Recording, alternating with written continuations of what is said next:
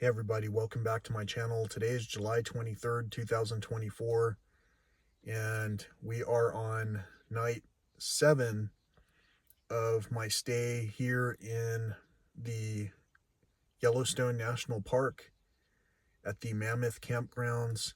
And today begins day 3 of my no food, all water fasting journey.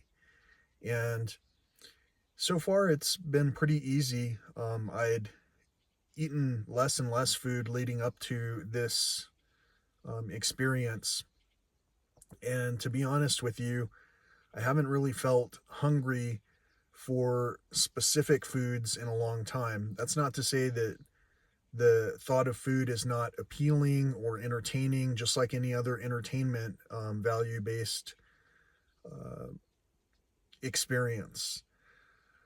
But when it comes to what I'm doing and why I'm doing it and what benefits I've experienced in the past when I've done something like this, I think that the extremely temporary discomfort of feeling hungry occasionally is vastly outweighed by the extreme health benefits that come about with fasting. So, again, today begins the third day of my fasting experience.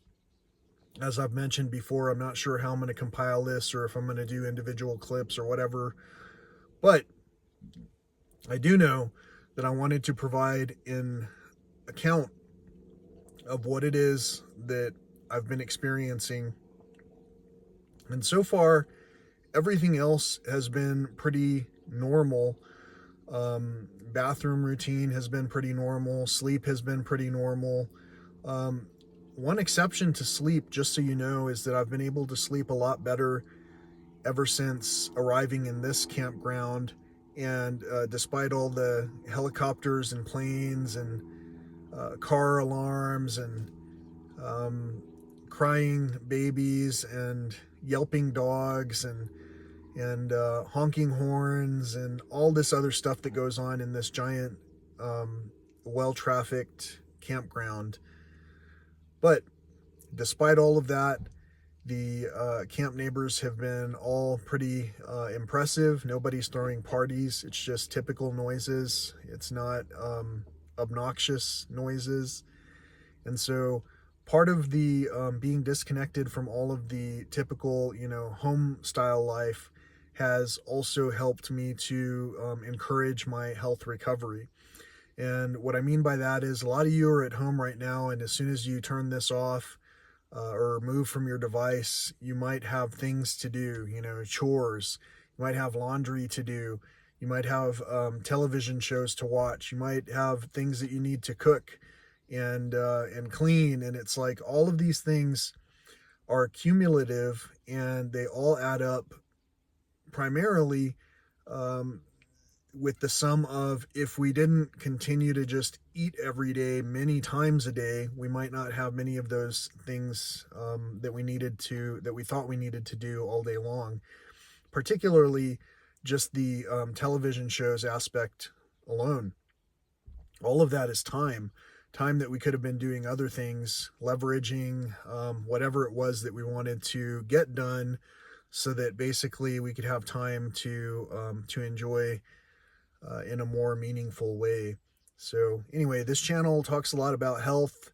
Health is wealth, and it's originally centered around nature and wildlife. And I talk a lot about conservation and health. If we can't learn to heal ourselves, it's going to be very difficult to heal the environment around us.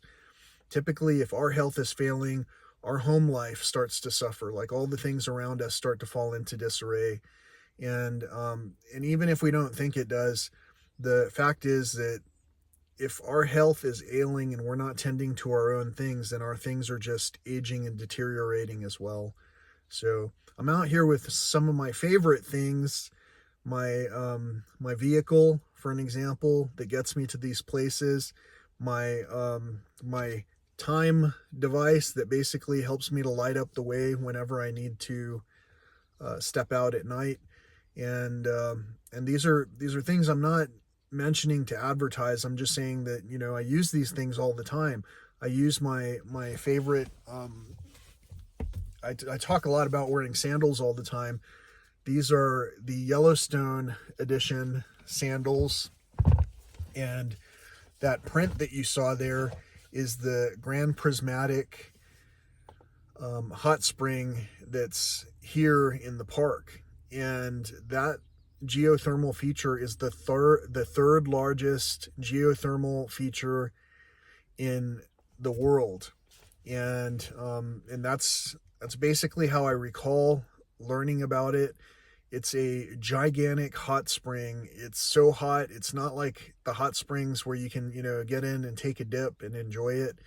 It's the kind of hot spring that if you get in it, you're going to have fall off the bone tender meat in the long run. That's going to be the outcome. So if you don't just disintegrate altogether, I'm not really sure how hot it is, but I know it's hot enough that people are urged to not step off of the boardwalk, and yet for whatever reason, people continue to step out onto the crust and take chances. Anyway, a lot of us are taking chances. I'm not taking a chance by going without food. I had excess weight, and so I'm not going to starve.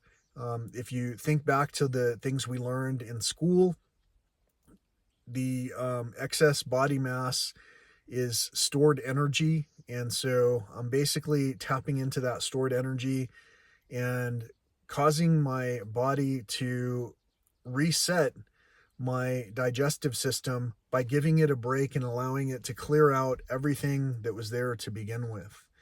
And so I might have mentioned it. I'm not quite sure how long I'm going to do this,